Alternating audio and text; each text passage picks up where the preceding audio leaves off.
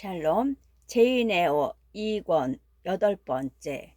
가장 좋은 보답은 귀여운 제인의 사랑이요. 당신의 사랑 없이는 내 가슴은 터지고 말 거요.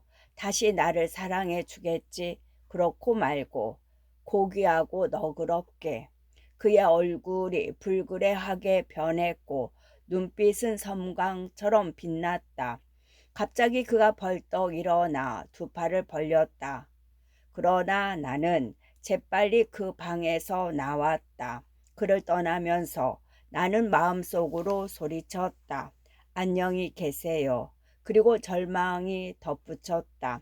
안녕히 계세요. 영원히. 그날 밤 나는 잠을 자고 싶지 않았으나 침대에 눕자마자 바로 잠들어 버렸다. 그리고 어린 시절로 돌아가 게이트헤드의 붉은 방에 누워있는 꿈을 꾸었다.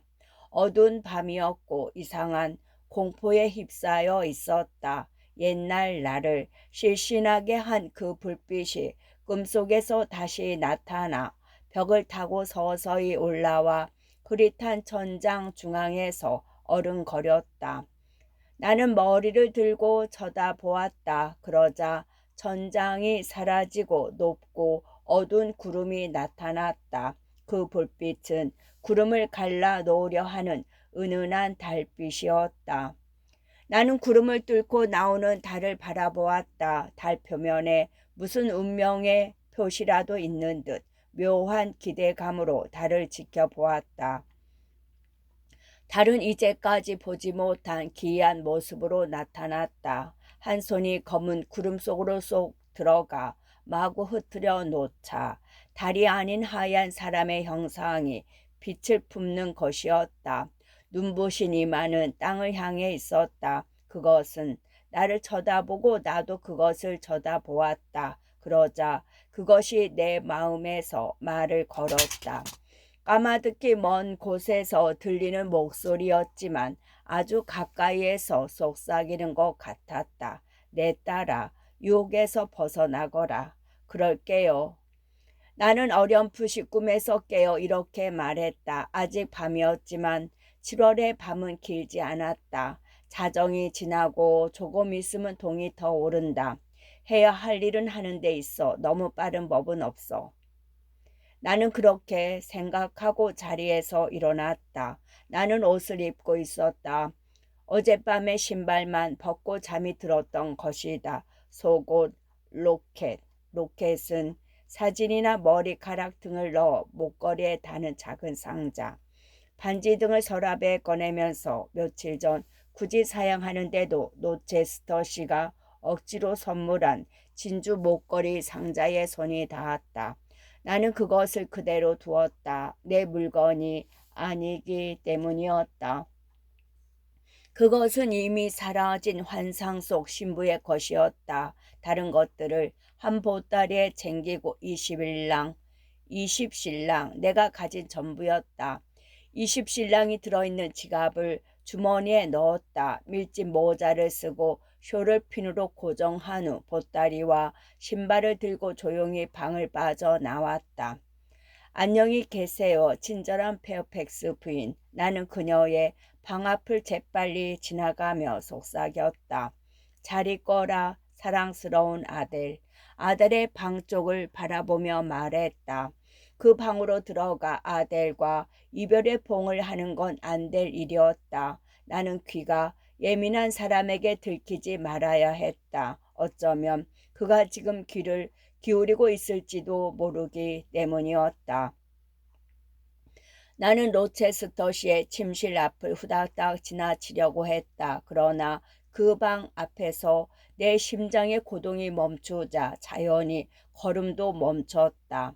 잠을 자는 것 같지 않았다. 주인은 쉬지 않고 계속 방 안을 왔다 갔다 했다. 몇 번이나 그의 한숨 소리가 새어 나왔다. 내가 마음을 바꾸면 이 방 안은 천국이 되는 것이다. 비록 한순간이겠지만 나는 들어가서 이렇게 말하기만 하면 된다. 로테스터님, 나는 당신을 죽는 날까지 당신 곁을 떠나지 않겠어요. 그러면 내 입술에서 기쁨의 샘물이 솟구칠 것이다. 나는 또 이런 생각도 해보았다. 잠 못 이루는 자상한 죄인은 초조한 마음으로 날이 밝기를 기다리고 있다. 아침이 되면 나를 부르러 사람을 보내겠지. 그러나 나는 떠나고 없을 것이다. 찾아 헤매도 소용없는 것을 알고 그는 버림받았다고 생각할 것이다. 실현당한 슬픔에 괴로워하고 어쩌면 자포자기할지도 모른다. 나는 문 손잡이로 손을 뻗었다. 그러나 손을 멈추고 발소리를 죽이며 걸어갔다. 나는 착잡한 마음으로 층계를 내려왔다. 내가 해야 할 일을 알고 있었기 때문에 기계적으로 움직였다. 우선 부엌에 가서 연문 열쇠를 찾았다. 기름병과 깃털도 찾아 열쇠와 자물쇠에 기름칠을 했다. 먼 길을 걸어가야 하므로 근래 약해진 기력을 보충하려고 물을 마시고 빵을 좀 먹었다. 나는 이 모든 일을 소리 없이 처리했다. 나는 문을 열고 밖으로 나가 조용히 문을 닫았다. 마당에는 새벽 어스름이 깔렸다. 정문은 자물쇠로 잠겨 있었지만 샘문은 빗장만 질러 있었다. 나는 샘문을 열고 나와 다시 그것을 닫았다. 나는 손필드 저택 밖으로 나왔다. 들판 너머 1마일쯤 가면 밀코트 반대쪽으로 가는 길이 있었다. 한 번도 가본 적 없지만 가끔 그 길을 따라가면 어디가 나올까 생각해 본 적이 있다. 나는 그곳으로 걸어갔다. 이제 지난 일을 생각해서는 안 된다. 절대 뒤돌아 봐서도 안 되고 앞을 봐서도 안 된다.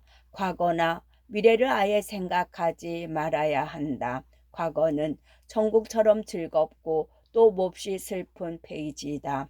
그중 한 줄이라도 읽으면 내 용기는 꺾이고 의지는 무너질 것이다. 그리고 미래는 무시무시한 빈 페이지이다. 큰 홍수가 휩쓸고 간 뒤와 같다고나 할까. 동이 들 때까지 나는 들판과 산 울타리, 오솔길을 따라 걸어갔다. 아름다운 여름날 아침이었다. 신발이 금세 아침 이슬에 젖었던 기억이 난다. 그러나 나는 그때 해가 뜨는 것도 보지 않고 환하게 밝아오는 하늘과 잠에서 깨어나는 자연도 돌아보지 않았다. 단두대로 끌려가는 사람은 길가에 활짝 핀 꽃은 안중에도 없고 오직 단두대와 도끼날, 뼈와 혈관이 떨어져 나가는 순간과 입을 쩍 벌린 무덤만을 생각한다. 나도 외로운 도피와 정처없는 방랑만을 생각했다. 그리고 저 뒤에 남겨두고 온 사람들을 생각하며 쓰라린 가슴을 쥐어뜯었다.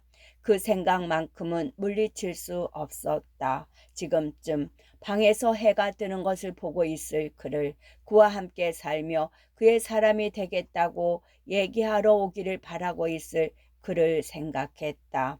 나는 그의 사람이 되고 싶었다. 돌아가고 싶은 마음이 간절했다. 지금이라도 늦지 않았다. 지금이라도 돌아가면 그에게 상실의 고통을 안겨주지 않을 수 있다. 아직 내가 떠난 것을 모를 테니까. 나는 돌아가서 그를 위안하고 그의 자랑이 되어주고 불행과 파멸에서 그를 구원해주고 싶었다. 아, 그가 자포자기하리라는 생각이 얼마나 마음이 괴로웠던가. 마치 결코 뽑히지 않은 가시돋친 화살촉에 가슴이 찔린 것 같았다. 뽑으려고 할수록 더욱 찢어지고 회상에 의해 더욱 깊이 박혀 내 마음은 견딜 수 없을 만큼 괴로웠다. 풀숲과 덤불숲에 있던 새들이 노래하기 시작했다. 새들은 자기 짝에게 충실한 동물이다. 그래서 새들을 사랑의 상징이라 부른다. 나는 무엇인가? 마음의 고통을 감내하면서까지 도의를 지키려 하는 나 자신을 증오했다. 자신의 행동을 정당화한들 위로가 되지 않았다. 자존심조차 아무런 위안이 되지 못했다. 나는 주인을 공격해 상처를 입히고 버렸다. 내가 생각해도 그런 나 자신이 싫었다. 그러나 나는 한 걸음도 되돌아서지 않았다. 이것이 하느님께서 인도해 주신 길임을 믿었던 것이다. 격렬한 슬픔이 내 의지를 무너뜨리고 양심의 숨통을 틀어 막았다. 외로이 걸으며 나는 미친 듯이 울부짖었다. 얼빠진 사람처럼 정신없이 걸어갔다. 그러다 안에서부터 서서히 쇠약해진 몸은 쓰러지고 말았다. 한동안 아침 이슬에 젖은 잔디에 얼굴을 묻고 있었다. 나는 여기서 죽을지도 모른다는 두려움, 아니 죽었으면 좋겠다는 희망을 가졌다. 그러나 나는 일어섰다. 가고자 했던 길에 닿고자 하는 결의로 손과 무릎을 짚고 기어가면서 다시 일어나 두 다리로 걸어갔다. 드디어 그 길에 도착했을 때 나는 산 울타리 밑에 주저앉았다. 잠시 후 바퀴 소리가 들렸다. 마차 한 대가 다가오는 것이 보였다. 일어나 손을 들자 마차가 멈췄다. 어디까지 가는지 묻자 마부는 먼 고장의 이름을 말했다. 그곳은 분명 로체스터시와는 아무런 연고 없는 곳이었다. 얼마면 거기까지 갈 수 있느냐고 묻자 30실링이라고 했다. 나는 20실링밖에 없다고 했는데도 마부가 흔쾌히 태워주었다. 그리고 마차 안이 비어 있으니 거기에 들어가라고 했다. 내가 마차 안으로 들어가자 문이 닫히고 마차는 곧바로 달려갔다. 그때의 내 심정을 절대 경험하지 않기를 바란다.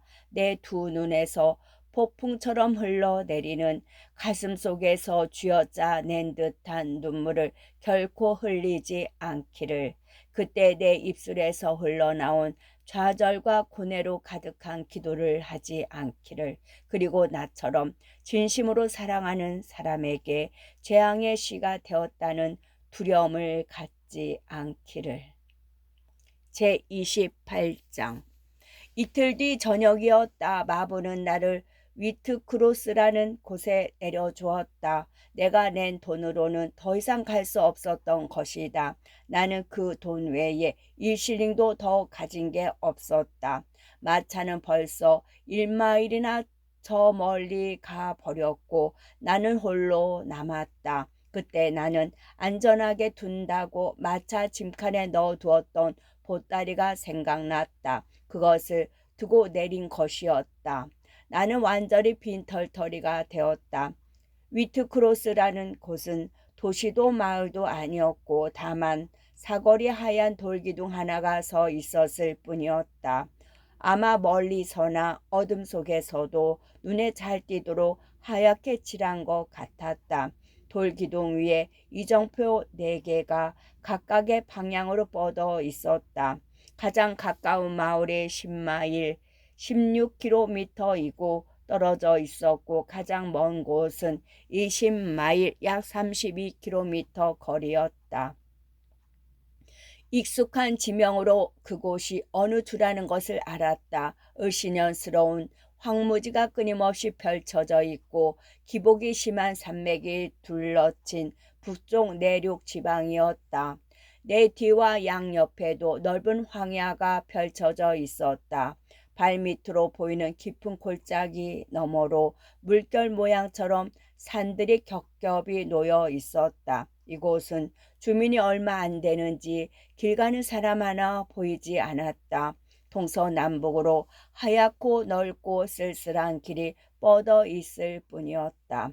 어느 길이든 양쪽으로 황야가 펼쳐져 있었으며 길가에는 히스가 무성하게 덮여 있었다. 나는 어느 누구의 눈에도 띄고 싶지 않았다. 사람들은 분명 길을 알리는 돌기둥 편말 앞에서 서성이는 내 모습을 보고 이상하게 여길 것이다. 어쩌면 나에게 말을 걸지도 모른다. 그러면 나는 남이 납득할 만한 대답을 하지 못하고 그들의 의심은 더욱 커질 것이다.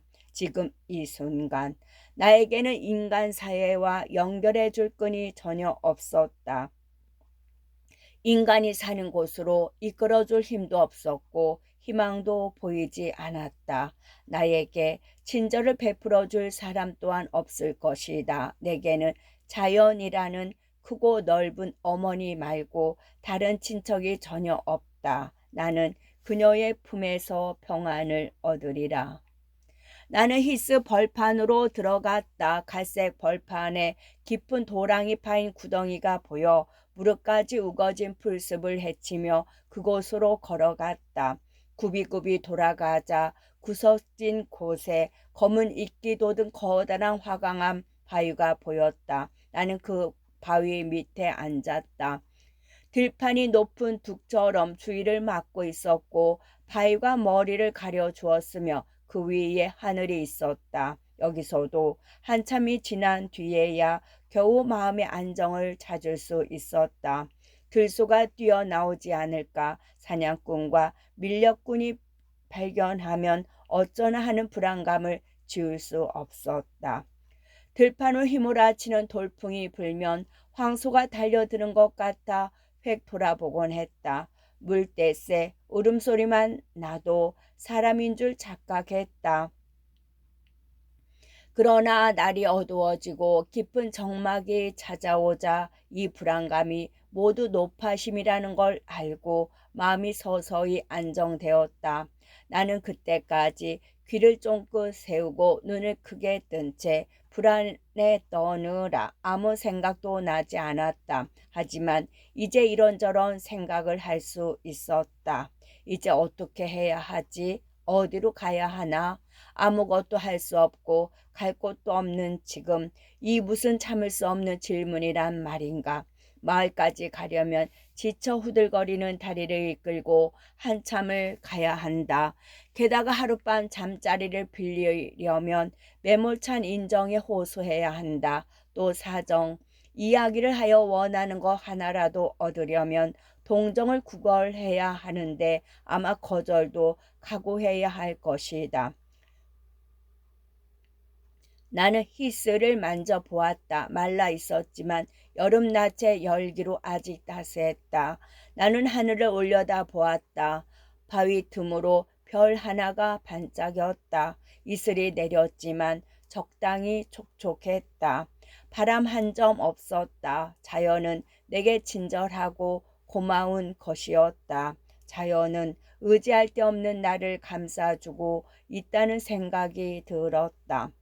인간에게 얻을 건 불신과 배타와 모욕뿐이라는 생각을 하면서 나는 자식이 부모를 사랑하는 마음으로 자연에 의지했다. 최소한 오늘 밤만은 자연의 손님이 되는 거다. 내 어머니인 자연은 돈을 받지 않고 재워줄 것이다. 나에게는 아직 빵 한 조각이 남아 있었다. 우연히 주머니에서 발견한 동전으로 한낮에 지나왔던 마을에서 빵을 샀다. 내 마지막 돈이었다. 나는 잘 익은 산 앵두가 흙구슬처럼 히스 사이에서 반짝이는 것을 보고 한 움큼 따서 빵과 함께 먹었다. 극심한 허기가 완전히 채워진 것은 아니지만 운둔자의 음식으로 웬만큼 요기가 되었다. 나는 다 먹은 후 저녁 기도를 드리고 잠자리를 마련했다. 바위 옆 히스가 우거진 곳에 누우니 발이 히스에 묻혔다. 차가운 밤 공기가 스며들 틈이 없을 만큼 양쪽으로 히스가 높이 솟아 있어 다 나는 쇼를 반으로 접어 이불처럼 덮었다. 그리고 조금 불룩하게 솟아 이끼가 돋은 흙무더기를 베고 누웠다. 이렇게 잠자리를 마련하고 나니 초저녁까지는 춥지 않았다. 마음이 슬프지만 않았다면 아주 편하게 쉬었을 것이다. 나는 아물지 않은 상처와 마음속 출혈, 끊어진 인연의 고리를 단식하며 슬퍼했다. 로체스터 씨와 그의 운명을 생각하며 떨었고 애처로운 연민으로 그를 가엾게 여겼고 그를 끊임없이 갈망했다. 날개가 부러져 아무것도 할 수 없었지만 부러진 날개를 부질없이 퍼덕거리며 그를 찾았던 것이다. 슬프고 쓰라린 생각에 지쳐서 나는 무릎을 짚고 일어나 앉았다. 밤이 깊어지자 별이 총총했다. 평온하고 고요한 밤, 너무나 맑아서 두려움을 느낄 수 없을 정도였다. 사람들은 이 세상 어디든 하느님이 계시다는 것을 알고 있다. 하지만 하느님의 역사가 우리 앞에서 아주 크게 펼쳐질 때 우리는 하느님의 존재를 느낀다. 또한 하나님께서 창조하신 수많은 세계가 궤도를 따라 조용히 움직이는 저 맑은 밤 하늘을 보면서 하느님의 무궁하심, 전능하심, 무소부재를 가장 확실히 느끼는 것이다. 나는 노체스터시를 위해 기도하려고 무릎을 꿇었다. 눈물로 얼룩진 눈으로 하늘을 올려다 보니 커다란 은하수가 떠 있었다. 은하란 무엇인가? 얼마나 많은 세계가 부드러운 빛의 흔적처럼 우주 공간에 퍼져 있는지 생각하고 나는 하나님의 위대함을 새삼 느꼈다. 하나님께서는 자신이 직접 창조하신 것을 구원하신다는 것을 나는 굳게 믿었다. 땅도 그 땅이 소중히 지키고 있는 인간도 결코 멸망하지 않으리라는 것을 믿었다. 나는 감사의 기도를 올렸다. 생명의 창조주는 또한 영혼의 구세주이기도 하다. 로체스터 씨는 무탈할 것이다. 그는 하느님의 아들이므로 하느님께서 보호해 주실 것이다. 나는 다시 언덕의 품에 안겼다. 잠시 후 나는 잠이 들었고 슬픔을 잊을 수 있었다. 다음 날 창백하고 헐벗은 나에게 궁핍이 찾아왔다. 어린 새들이 둥지를 떠나고 아침 이슬이 마르기 전에 꿀벌이 희스의 꿀을 거두려고 상쾌한 아침녘에 찾아온 지도 한참 지난 후 긴 아침 그림자가 짧아지고 태양이 온 천지에 가득했을 때 나는 일어나 주위를 둘러보았다. 얼마나 고요하고 따스하고 맑은 날이었는지 끝없이 넓은 벌판은 황금빛 사막 같았다. 햇빛이 충만한 하루였다. 나는 그 빛을 받으며 산다면 얼마나 좋을까 하고 생각했다. 나는 바위 위를 지나가는 도매뱀과 산앵두 나무 사이를 바쁘게 날아가는 꿀벌을 보았다. 나는 벌이나 도마뱀이 되어 여기서 적당한 음식과 영원히 머물 수 있는 곳을 찾고 싶었다. 그러나 나는 인간이었고 인간에게는 기본적인 욕구가 있었다. 그 욕구를 어느 하나도 채워줄 수 없는 곳에서 계속 머무를 수는 없었다. 나는 일어나 간밤에 누웠던 잠자리를 보았다. 아무런 희망도 없이 나는 이것만을 원했다. 나를 창조하신 하느님께서 내가 잠든 사이에 내 영혼을 데려가셨다면, 그리고 지친 육체가 죽어서 더 이상 운명과 싸우지 않고 조용히 썩어 평안한 이 들판의 흙이 되었으면 하고 바랐다. 그러나 욕구와 아픔과 책임과 함께 나는 아직 살아 있었다. 나는 이 무거운 짐을 짊어지고 가야 했다. 욕구는 충족해야 하고 아픔은 견뎌야 하며 책임은 완수해야 했다. 나는 걷기 시작했다. 나는 다시 위트크로스로 돌아갔다. 이제는 높이 솟아 뜨겁게 내리쬐는 태양을 등지고 길을 갈 수 있었다. 나는 한동안 걸었다. 더 이상 나아가기 힘들고 견딜 수 없이 지쳐 무릎을 꿇어도 마음의 꺼리낌은 없으리라. 나는 이제 쉬어야겠다는 생각에 걸음을 멈추고 마음도 손발도 무감각해진 몸으로 가까이 있는 돌 위에 앉았다. 그때 교회 종소리가 들려왔다. 나는 다시 일어나 소리 나는 곳으로 갔다. 그곳에는 1시간 전부터 변화와 풍경을 볼 겨를이 없었던 옛 이야기야 나옴직한 낭만적이고 나지막한 산들 사이로 마을과 교회 첨탑이 보였다. 오른편 골짜기는 온통 풀밭과 보리밭과 숲이었다. 반짝이는 실개천은 온갖 푸른 그늘을 지나 잘 익은 곡식밭, 거무스름한 숲, 햇빛이 내리쬐는 풀밭 사이를 굽이굽이 흘러가고 있었다. 나는 눈앞에 펼쳐진 길에서 덜컹거리는 마차 바퀴 소리를 듣고 정신이 번쩍 들었다. 짐을 잔뜩 실은 마차가 허걱거리며 언덕길을 올라가고 있었다. 멀지 않은 곳에 암소 2마리를 몰고 가는 사람도 있었다. 내 앞에 인간의 삶과 노동이 있었다. 나도 다른 사람들처럼 열심히 일하며 살지 않으면 안 된다. 오후 2시경 나는 마을에 이르렀다.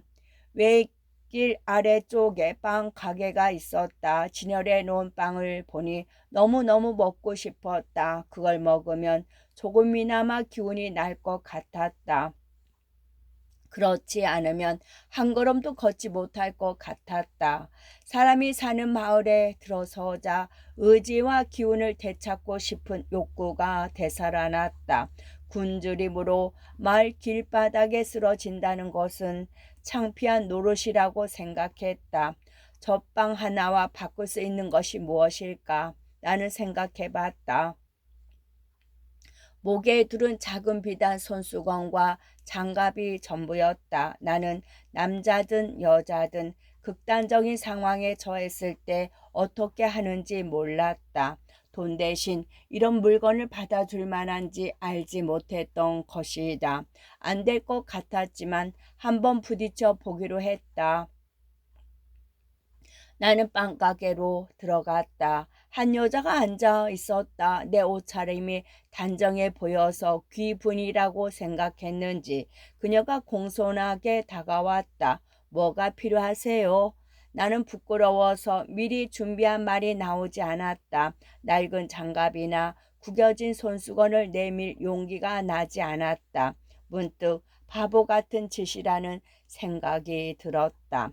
나는 피곤해서 그러니 잠시 앉아 있으면 안 되겠냐고 말했다.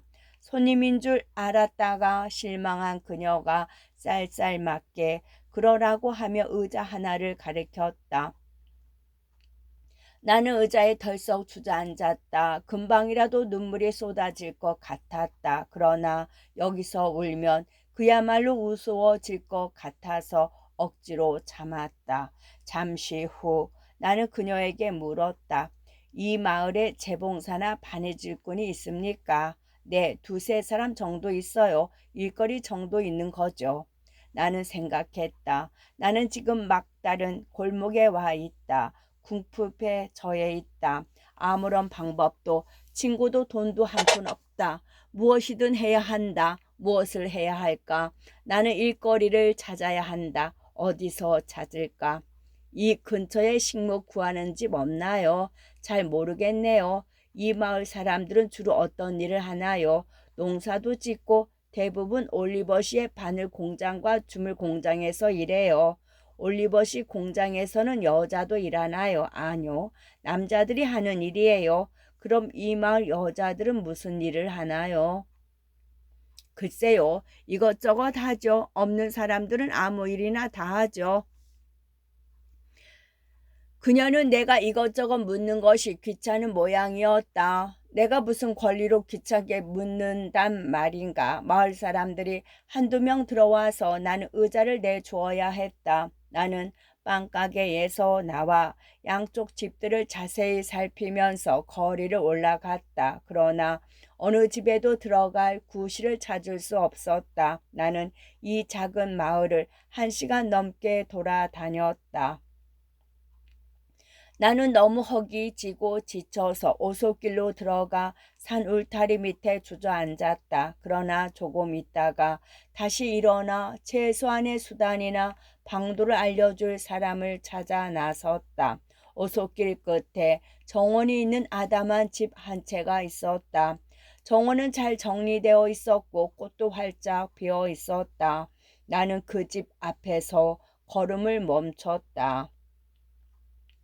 나는 무슨 용건으로 그 하얀 대문에 번쩍이는 쇠고리에 손을 댔단 말인가. 내게 친절을 보인들 이 집에 사는 사람들에게 무슨 득이 있단 말인가. 그러나 나는 다가가 쇠고리를 두드렸다.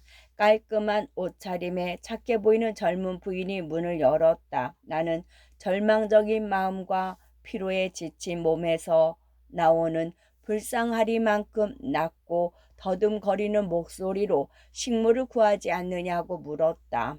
우리는 식모가 필요 없어요. 그 여자가 대답했다. 그럼 혹시 일자리를 얻을 만한 곳을 알려주실 수 없을까요? 그렇게 말한 후 나는 재빨리 말을 이었다. 이 마을에 처음 온 건데 아는 사람이 없어서요. 무슨 일이라도 하겠습니다. 그러나 그녀가 아무 상관없는 나를 생각해 일자리를 구해줄 이유가 없었다. 뿐만 아니라 그녀는 나의 사람 됨됨이나 신분, 말하는 것 등이 몹시 의심스러운 듯했다. 여자가 고개를 가로저으며 말했다. 미안하지만 생각나는 곳이 없네요. 그녀는 하얀 문을 조용히 그리고 점잖게 닫았다. 그 문은 그렇게 나를 내쳤다. 그 문이 조금만 더 늦게 닫혔다면 나는 그 여자에게 분명 빵 한 조각을 구걸했을 것이다. 나는 그때 이미 전인처럼 체면 따위 생각하지 않았으니까. 야박한 마을로는 돌아갈 수 없었다. 도움을 받을 만한 곳도 전혀 없는 듯했다. 그래서 나는 가까운 숲으로 가고 싶었다. 울창한 숲이 피난처가 되어줄 것 같았다. 그러나 나는 너무 배가 고파서 맥이 빠졌다. 기분이 나쁘고 괴로웠던 나는 본능적으로 먹을 것이 있는 인가 주변을 끝없이 맴돌았다. 굶주림이라는 독수리가 부리와 발톱으로 내 옆구리를 쪼고 있는 동안은 고독도 고독이 아니었고 쉬는 것도 쉬는 것이 아니었다. 나는 인가에 다가갔다가 멀어지기를 수차례 되풀이했다. 뭔가를 구걸할 권리도 없었고 세상으로부터 홀로 떨어진 나에게 관심을 가져주기를 기대할 수도 없다는 생각을 하면 저절로 발길이 돌려졌다. 내가 마치 굶주린 개처럼 헤매는 사이 어느덧 해걸음이었다. 들판을 가로질러 가고 있는데 교회의 점탑이 보였다. 나는 얼른 그곳으로 걸었다. 교회 묘지 옆 정원 한가운데 작지만 멋진 집 한 채가 있었다. 목사관이 분명했다. 아는 사람이라고는 전혀 없는 낯선 고장에서 일자리를 구하고자 할 때 흔히 목사에게 도움을 청한다는 생각이 떠올랐다. 자신의 힘으로 살아가려는 사람들을 돕는 것이 목사의 의무이기도 했다. 이곳에서는 나도 도움을 청할 권리가 있다고 생각했다. 나는 용기를 내어 남은 힘을 다해 달려갔다. 집에 이르러 부엌문을 두드리자 노파가 나왔다. 나는 여기가 목사관이냐고 물었다. 맞는데요. 목사님을 뵙고 싶은데요. 안 계시는데요. 금방 돌아오실까요? 볼일보러 가셨으니 좀 걸릴 거예요. 멀리 가셨나요? 멀지는 않아요. 3마일 거리쯤 되죠. 목사님 부친께서 갑자기 돌아가셨거든요. 맛이 엔드인데 2주일 정도 계실 거예요. 사모님은 안 계신가요? 네, 나밖에 없어요. 나는 가정부예요. 나는 배고파 기절할 지경이었지만 그녀에게 도와달라고 말할 수는 없었다. 차마 구걸할 수 없어서 다시 비실비실 걸어 나왔다. 또 한 번 나는 손수건을 풀었다.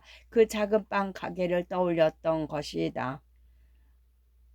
아, 딱딱한 빵 껍질이라도 좋아. 한 입이라도 먹으면 허기진 고통을 가라앉힐 수 있을 텐데 나는 본능적으로 발길을 돌려 마을의 빵 가게로 들어갔다. 그 여자 말고 다른 사람들도 있었지만 나는 용기를 내어 부탁했다. 이 손수건을 드릴 테니 빵 한 조각만 주실 수 있을까요? 그 여자는 의심스러운 눈빛으로 나를 쳐다보았다. 안 돼요. 나는 그렇게 물건을 팔지 않아요. 나는 죽을 힘을 다하는 심정으로 빵 반쪽이라도 줄 수 없느냐고 물었다. 여자는 거절하더니 덧붙였다. 그 손수건이 어디서 났는지 알게 뭐예요. 그럼 이 장갑은 어때요? 그걸 어디다 쓰겠어요? 이런 소소한 일까지 생각해내는 것은 결코 즐거운 일이 아니다. 쓰라린 과거를 회상하는 것을 즐긴다는 사람도 있지만 내가 이렇게 쓰고 있는 그 당시의 일을 떠올리는 것 자체가 견디기 힘든 일이다. 육체의 고통에 따른 정신의 전락은 너무나 괴로운 기억이다. 나를 거절한 사람들을 나는 욕하지 않는다. 그것은 예상했고 또 어쩔 수 없는 일이었기 때문이다. 허름한 거지들도 의심을 받는데 하물며 잘 입은 거지야 말할 것도 없었다. 내가 바라던 것은 일자리였다. 그러나 누가 나한테 일자리를 구해준단 말인가. 그때 처음 만난 사람, 더구나 내가 어떤 사람인지 전혀 모르는 사람들이 그렇게 해야 할 하등의 책임이 없었다. 그리고 빵을